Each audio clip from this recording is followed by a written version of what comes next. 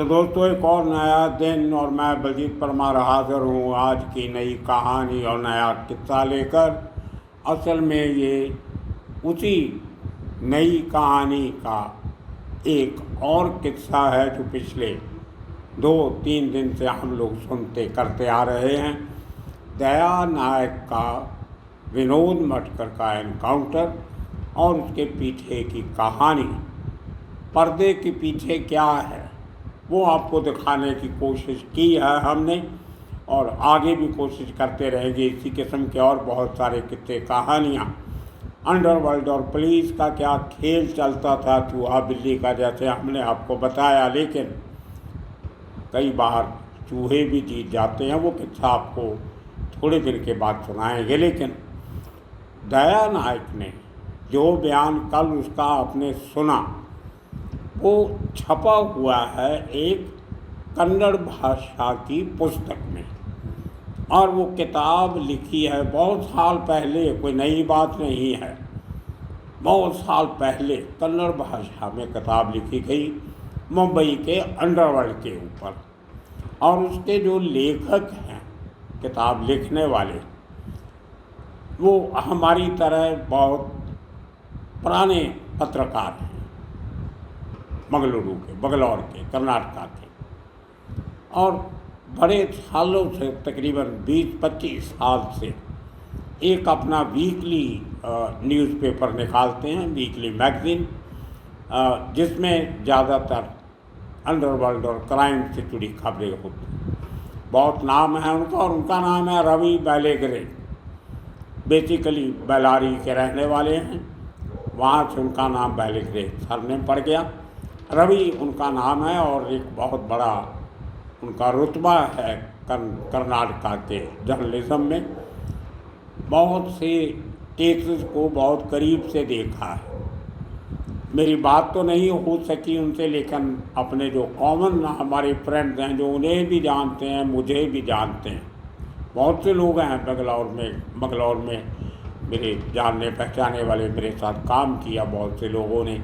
कोई Indian express में मेरे साथ था, कोई डेली में था, कोई फ्री प्रेस में था, कोई रॉयटर्स में था, कोई कहीं था। खैर, तो उन्होंने ये दया नायक के साथ बात की थी जब वो अपनी किताब का मटेरियल इकट्ठा करने कुछ साल पहले मुंबई आए थे। और वो किताब का नाम शायद, अगर मुझे खबर याद हो, मुझे किताब मिली नहीं, खाली ये अंदर का पोर्शन उसका मिला है, वो शायद पाक मोडिया से पाकिस्तान उस किताब का नाम था। तो दाऊद पाकिस्तान गया है 93 के बाद, तो डेफिनेटली ये किताब जो है 99 में, ये विनोद मटकर का, क्या कहोगे इसको आप, एनकाउंटर, एक्सीडेंट या मर्डर, ये आपकी ऊपर है। कोर्ट कचहरी ने जो करना था वो तो हो गया, लेकिन जो दया नायक ने बताया वो रवि बेलेगरे को बताया, और ये पूरा उनका वर्शन जो मैंने कल आपको सुनाया वो इस पुस्तक में लिखा गया है। और उसका वो चैप्टर जो है वो मैं आपको आज के एपिसोड के साथ प्रोड्यूस कर रहा हूँ। शायद बहुत से लोगों को कन्नड़ तो आती नहीं होगी, लेकिन आप तस्वीरें देख सकते हैं जिनमें दया नायक की 2 तस्वीरें हैं, शायद एक में पिस्टल हाथ में लिया हुआ, पुरानी तस्वीरें हैं, और एक तस्वीर विनोद मटकर की है जो हमने आपको दिखाई थी कल, आज फिर दिखाएंगे। या इस तस्वीरों में इस आर्टिकल के अंदर आप देख सकते हैं। और उसके साथ साथ जो दया नायक ने रवि को बताया, वो सारा किस्सा जो कल आपने सुना वो कन्नड़ में लिखा हुआ है। और मैंने वो ये इसलिए छाप रहा हूँ ताकि आपको इस बात का पता चले कि अगर इस बयान में जो कल हमने आपको सुनाया, रवि ने कोई गलती की होती या दया नायक को मिसकोट किया होता, जहाँ कहीं फैक्ट्स को तोड़ मरोड़ के पेश किया होता, तो दया नायक उसका नोटिस जरूर लेता। और जितने लोगों के उसमें नाम हैं उन लोगों को इतराज़ होता तो वो ज़रूर उसका शिकायत करते थे, लेकिन ऐसा कुछ हुआ नहीं। मैं दया नायक को बहुत अच्छी तरह जानता हूँ, आपने देखा है उसके कितने एपिसोड हमने बनाए, कैसे उसको नौकरी पे भी लाने में मैंने बहुत कड़ी मेहनत की, वापस नौकरी में लाया। और जो बात मैं आपको बताने वाला हूँ, आज के इस किस्म के काम होते क्यों हैं, उसका एक और सबूत मैं आपको दूंगा। तो उन्हीं दिनों में जब ये विनोद मटकर का सो कॉल्ड मर्डर एनकाउंटर हुआ था, उस समय दया नायक ने काफ़ी सारे अखबारों में, अभी बच्चा था दया नायक भी, तभी कुछ ज़्यादा एक्सपीरियंस नहीं था, कुछ बार शायद बढ़ा चढ़ा के भी बोल गया होगा, या जो बातें नहीं बतानी चाहिए थी वो भी बता गया एक्साइटमेंट में। तो उसमें बहुत सारी बातें, इसने इंडिया टुडे मैगज़ीन में कहीं बहुत सारी उस समय के जो छोटे मोटे जो क्राइम के मैगज़ीन न्यूज़पेपर वगैरह हुआ करते थे उनमें, और उसके बाद जब टेलीविज़न आ गया तो बहुत सारे लोगों ने ये सवाल भी पूछा, और वो पूरे का पूरा वो इसी किस्म का वर्जन उसने हमेशा दिया। अब देखिए, पूरी कहानी में जो बातें अनहोनी लगती हैं उनकी बात करते हैं। सबसे बड़ा सवाल, अगर दया नायक ने विनोद मटकर को कभी देखा नहीं था तो उसको ढूंढ कैसे रहा था? अब आप हवा में तो ढूंढ नहीं सकते, जिसकी आपको शक्ल पता नहीं, जिसकी हाइट पता नहीं, जिसकी बॉडी पता नहीं, जिसकी आँखों का रंग, शरीर का रंग, कोई हुलिया आपके पास नहीं। दया नायक कहता मैंने इसको कभी देखा नहीं था, ये हजम होने वाली बात नहीं। अब दया नायक ये भी नहीं कह सकता कि उसकी कोई तस्वीर हमारे पास नहीं थी, ऐसा कैसे हो सकता है? मुंबई में विनोद मटकर पकड़ा जाता है, पुलिस स्टेशन में केस दर्ज होता है, उसको कचहरी में पेश किया जाता है, उसकी आइडेंटिफिकेशन पैरेड होती है मजिस्ट्रेट के सामने। सज़ा के बाद उसको पेंडिंग केस की फाइनल डिसीजन उसको जेल भी भेजा जाता है।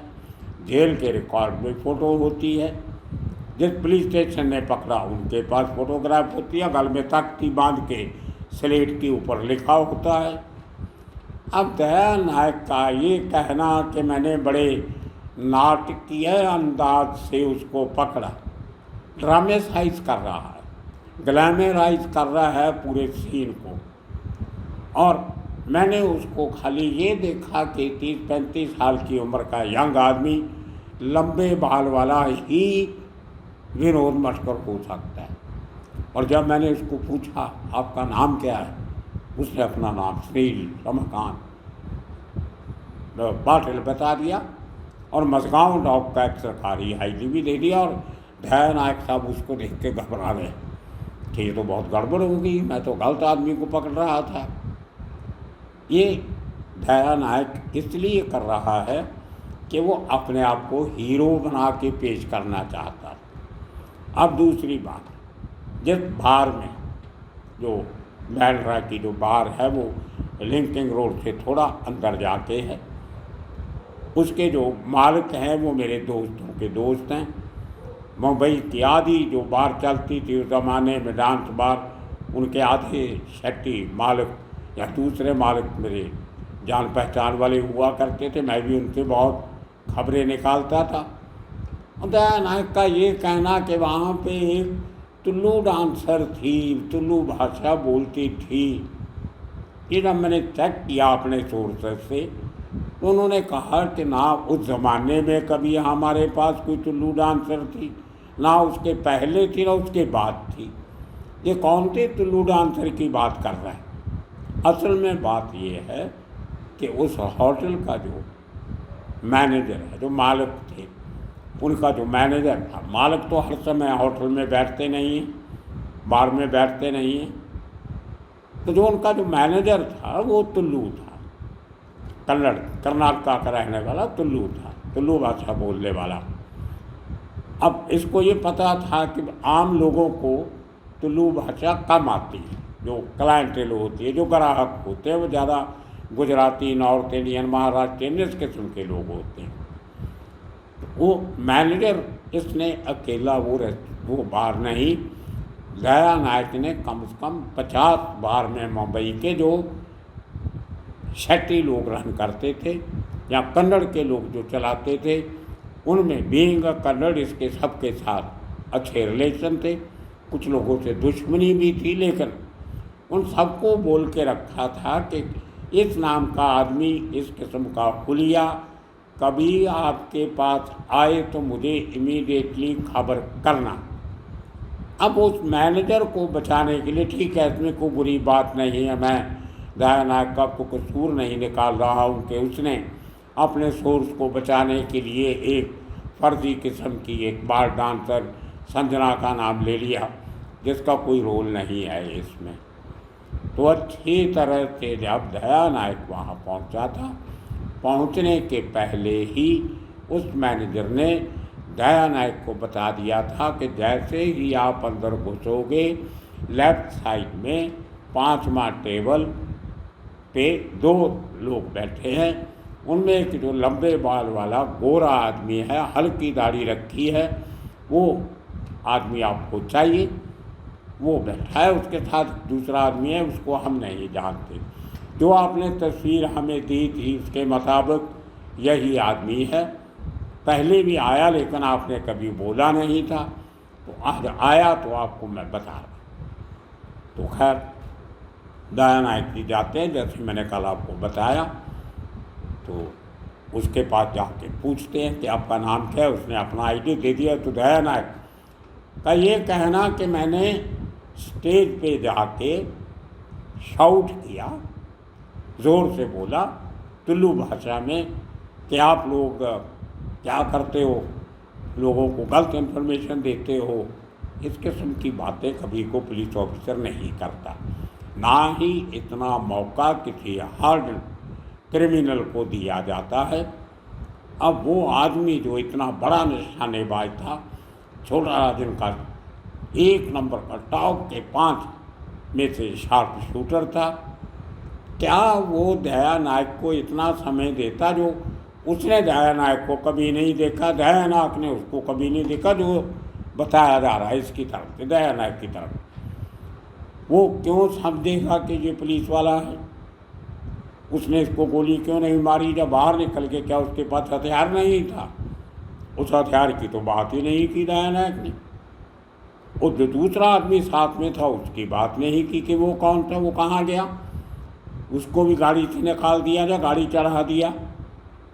आप एक कितने बड़े आरोपी को पकड़ते हो बार में जाके, और उसके साथ बैठे आदमी को आप छोड़ देते हो सकता है वो भी एक बड़ा शूटर होता, उसने भी बहुत से मर्डर किए होते, लेकिन नहीं, ये टारगेट किलिंग्स होती है। टारगेट किया जाता है, इन लोगों को काम दिया जाता है, कई बार इनके अपने ऑफिसर से, सीनियर ऑफिसर से, कि ये काम आप करना है, ये आदमी समाज के लिए, सोसाइटी के लिए खतरनाक बनता जा रहा है, इसका काम तमाम होना चाहिए। दूसरा, उनको उनके विरोधियों से कॉन्ट्रैक्ट मिलता है, काम करने का ठेका मिलता है और उसका मेहनताना मिलता है, और वो किसने दिया उसका कभी इंक्वायरी नहीं होगा, उसका कभी बात नहीं होगी। तो उसको अगर आपने उठा भी लिया, उसको आप बाहर ले आए, अच्छा भला आपने उसको बता दिया कि मैं दया नायक हूँ, मैं क्राइम ब्रांच का ऑफिसर हूँ। अब दया नायक नाम तो सब ने सुना हुआ था तकरीबन अंडरवर्ल्ड में, और यही कारण था कि विनोद मटकर ने कोई हरकत नहीं की इसके ऊपर गोली चलाने की। या वो आदमी जो चैम्पियन वेट लिफ्टर था, दया नायक से फिजिकली तगड़ा था, उसको तो हाथ से भी मुकाबला कर सकता था वो दया नायक का। हालांकि दया नायक भी कमज़ोर नहीं था, लेकिन उसके मुकाबले में कमज़ोर था। उसको गाड़ी में बैठाना, प्राइवेट गाड़ी, स्विफ्ट गाड़ी, 2 बॉडीगार्ड साथ में, उनके पास AK-47, 2 वेपन दया नायक के पास। गाड़ी में बैठा लिया और गाड़ी में बैठा के उससे छोटा राजन से बात भी करवा दी, लेकिन खुद छोटा राजन से बात नहीं की, खाली कंफर्म करने के लिए कि जो छोटा राजन का आदमी है। अरे भाई, किसको भी को बना रहे हो आप? आपको अच्छा भला पता था कि ये विनोद मटकर है, इसका एनकाउंटर करना है, आप उसको गाड़ी में बैठा के ले गए। दूसरा आदमी भी उसका जो था वो भी आपके साथ था। उसको कैसे छोड़ा, क्यों छोड़ा, किस सौदेबाजी में छोड़ा, वो भी आपको बताएंगे थोड़े दिनों के बाद। उसकी भी काफ़ी इन्फॉर्मेशन आ रही है। तो वो बार डांसर का ड्रामा बिल्कुल गलत था। मैनेजर ने इसको बताया था। मैनेजर इनकी आपसी एक ही भाषा में बात करने वाले थे। कुछ एफिनिटी होती है, कुछ प्यार मोहब्बत होता है, कुछ रिश्तेदारियाँ, और ठीक है, चलता है, नो कोई बुरी बात नहीं है उसमें। और हमारी भी कोई विनोद मटकर से कोई हमदर्दी नहीं है कि वो हमारा कुछ लगता था इसलिए उसके मरने पे हमें कोई अफसोस हो रहा है। ऐसे लोगों ने ऐसे ही मरना होता है, जो कोई पहला इंसिडेंट नहीं है। तो उसको ले जा के रखा जाता है चंदन टॉकी के पास, जो जिसको चंदन ऑफिस कहते थे, जो चंदन चौकी, वहाँ पे बैठ के पूरी रात भर जो जो सौदेबाजियाँ होनी थी वो हुई। और उसके बाद अर्ली मॉर्निंग उसको गाड़ी चढ़ा दिया गया। अब दया शंकर का ये कहना, खुद अपने मुंह से मानना कि मेरी गाड़ी में बैठा था, आगे जाके मैंने उसको कहा मेरी गाड़ी से उतर और भाग जा, ये क्या बात हुई? ऐसे ही आपने जाने दिया और सुबह खबर छप गई कि उसका एनकाउंटर हो गया। तो आप कहना क्या चाहते हो? खुद अपना गुनाह कबूल कर रहे हो कि मैं एक आदमी को अपनी गाड़ी में लाया और उसको मार दिया। ये एनकाउंटर होता है क्या? इसको एनकाउंटर कहते हैं। It's a cold blooded murder. और ऐसे केसेस की देर बगैर हुई बगैर इनका इंक्वायरी होनी चाहिए, ताकि आगे के लिए लोगों को पता चले कि जिन लोगों को मारा गया है उनको किस सर्कमस्टांसेस में मारा गया है, किनके कहने में मारा गया। अब बताता हूँ। दया नायक ने छोटा राजन के आदमी को मारा, क्योंकि तभी डी कंपनी काफ़ी हावी थी मुंबई पुलिस में, दाऊद गैंग, छोटा शकील के थ्रू। छोटा शकील, दाऊद और राजन की और इसके गुर्गों की लड़ाई चल रही थी ज़बरदस्त। बॉम्ब ब्लास्ट के आरोपियों को मारा जा रहा था, हालांकि भी आरोप उनको कोई दोषी करार नहीं थे। मरने के बाद पहले शायद अगर जिंदा रहते शायद छूट भी जाते। उनको मारना था। बहुत से लोगों से सौदेबाजी हुई थी।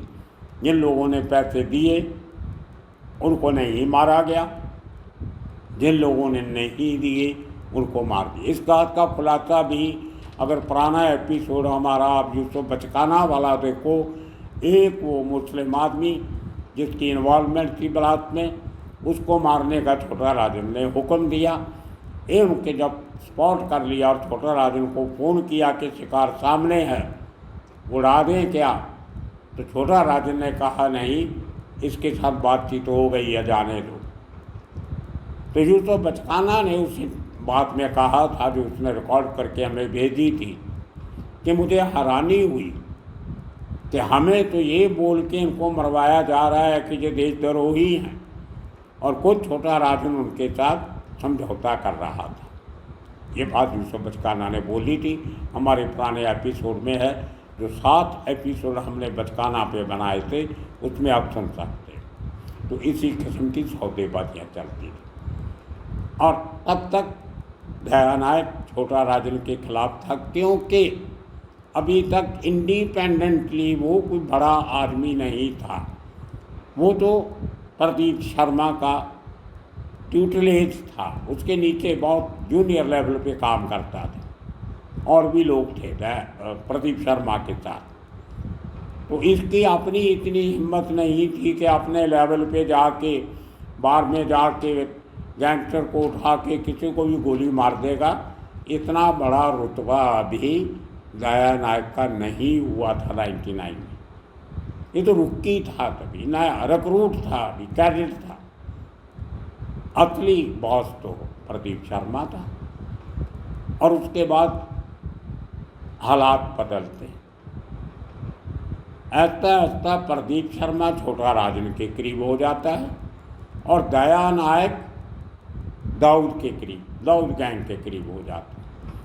अब आपको मैं सीधा ले आता हूँ 2009 तक, जब मैंने उस समय की DGPSS विर्क को कह के दया नायक को वापस सर्विस में लाया। उसके कुछ दिनों के बाद मेरी प्रदीप शर्मा से मुलाकात होती है उनके घर पे अंधेरी में। मेरे एक मित्र भी साथ में थे मेरे, वो फिल्म रस्ती से ताल्लुक़ रखते हैं। तो प्रदीप शर्मा ने मेरे साथ गिला किया कि आपने दया नायक को नौकरी में वापस ला के अच्छा नहीं किया। आपको मालूम है वो छोटा राजन का आदमी है जिसने आपके ऊपर गोलियां चलाई थी। मतलब प्रदीप शर्मा 2009 में मुझे बोल रहा है कि दया नायक छोटा राजन का आदमी है। वाह वाह। क्योंकि उन दिनों में दया नायक की और प्रदीप शर्मा की आपस में बनती नहीं थी, अलग अलग हो गए थे क्योंकि इनके बॉसेस अलग अलग थे। और उसके बाद जब थाना में प्रदीप शर्मा नौकरी में वापस आता है तो थाना में पोस्टिंग होती है क्राइम ब्रांच में। परमवीर सिंह वहाँ के पुलिस कमिश्नर थे। मैं एक दिन ऐसे ही मिलने गया उनको, मैंने कहा ये प्रदीप शर्मा और दया नायक की पुरानी दुश्मनी चल रही है, इनका कुछ समझौता हुआ या नहीं। ऐसे चाय पीते पीते मैंने माहौल में पूछा तो परमवीर सिंह ने मुझे बताया कि उन्होंने दोनों का फैसला करवा दिया है। अब फिर दोनों आपस में दोस्त हो गए। इनकी फिर मैंने दोस्ती करवा दी। अब एक पुलिस कमिश्नर प्रदीप शर्मा और दया नायक की दोस्ती करवाते हैं। ये देखिए नेक्सस कहाँ से कहाँ तक जाता है। और उसके बाद जब मुकेश अंबानी के घर के बाहर विस्फोट से लदी गाड़ी मिलती है, उसमें प्रदीप शर्मा का नाम आता है। तो उस केस की इन्वेस्टिगेशन में मेन काम प्रदीप शर्मा के, वो उसमें खिलाफ नहीं मानता हूँ कि प्रदीप शर्मा के खिलाफ किया, नहीं, केस सॉल्व कर रहे थे, इन्वेस्टिगेट कर रहे थे। तो बहुत बड़ा रोल दया नायक का भी था इस केस को सुलझाने में, प्रदीप शर्मा को और सचिन वजे को अंदर करवाने में। अब देखिए कभी दोनों साथ में काम करते थे, कभी एक दाऊद के खिलाफ हो गया, कोई छोटा राजन के खिलाफ हो गया, फिर उसके साथ मिल गया, फिर उसके साथ मिल गया, आपस में दुश्मनी हुई, फिर इकट्ठे हो गए, परमवीर सिंह ने करवा दी और उसके बाद फिर दुश्मनी। ये दोस्तों ये में कोई आपस की दोस्ती सीनियर जूनियर का कोई मकसद नहीं है। नोटों की बरसात जिस तरफ से होगी ये उस तरफ चले जाएंगे। मुंबई में एक सड़क है लिंकिंग रोड, जिसका पहले जिक्र हुआ था, जहाँ पे ये विनोद मटकर को जिस बार से उठाया गया, उसके थोड़ा आगे आप जाएंगे तो जहाँ पे पहले राजेश खन्ना का ऑफिस हुआ करता था, वहाँ से लेके सेंट्रल पुलिस स्टेशन तक जो रोड है वो को आधे मील के करीब से भी थोड़ा सा कम डिस्टेंस है। उस रोड की बहुत खूबसूरती है। रोड के बीच में जो डिवाइडर होता है छोटा सा 2 फीट का, उसके एक तरफ जो रोड है उसमें बरसात होती है और दूसरी साइड में नहीं होती है। आप उस एरिया में रहने वाले लोगों को पूछ लेना, 99 टाइम जब उस एरिया में बरसात होगी तो आधी सड़क सूखी होती है, आधी सड़क पे पानी होता है। कुछ इस किस्म की दोस्ती ये एनकाउंटर स्पेशलिस्टों की भी है आपस में। विजय सलास्कर ने जिस शख्स से क्राइम ब्रांच का काम सीखा, जब पुलिस फोर्स में भर्ती हुए थे, प्रदीप शर्मा के साथ ही भर्ती हुए थे, वो भी 83 बैच, तो उनकी ट्रेनिंग जो हुई थी वो विलास टूपे के नीचे हुई थी, जो बाद में एसी में बन के रिटायर हुए। विलास टूपे से ट्रेनिंग लेके विजय सलास्कर प्रदीप शर्मा के बाद दूसरा बड़ा एनकाउंटर स्पेशलिस्ट बन जाता है, लेकिन उसके गुरु विलास टूपे ने कभी एक एनकाउंटर भी नहीं किया जिंदगी में। अब कहाँ से सीखे एनकाउंटर करने? और विलास टूपे ने किताब भी लिखी है, पुलिस फोर्स में करप्शन कैसे होती है। वो सच्चा आदमी था, गलत काम नहीं करता था, उससे आज भी लोग डरते हैं। लेकिन एनकाउंटर करने वाले आधे ऊपर चले गए, आधे जेलों में बैठे हैं, आधे कुछ बीमारियों से जूझ रहे हैं, आधे अपने खोए हुए परिवारों को ढूंढ रहे हैं। ये ऊपर वाला भी देखता है। आप जहाँ यहाँ पे जो करते हो उसका खामियाजा यहीं आपको भुगतना पड़ जाता है। तो दोस्तों, ये थी कुछ इस केस के साथ जुड़ी हुई सच्चाइयाँ, और इस किस्म के आने वाले दिनों में बड़े इंटरेस्टिंग केसेस आ रहे हैं। कैसे एक बार जो BRA गैंग था, बाबू रेशम, रमा नायक और अरुण गवली, इनको कैसे एक बार पुलिस ने पकड़ा और कैसे होम मिनिस्टर ने छोड़ दिया। किसने? Home minister of Maharashtra.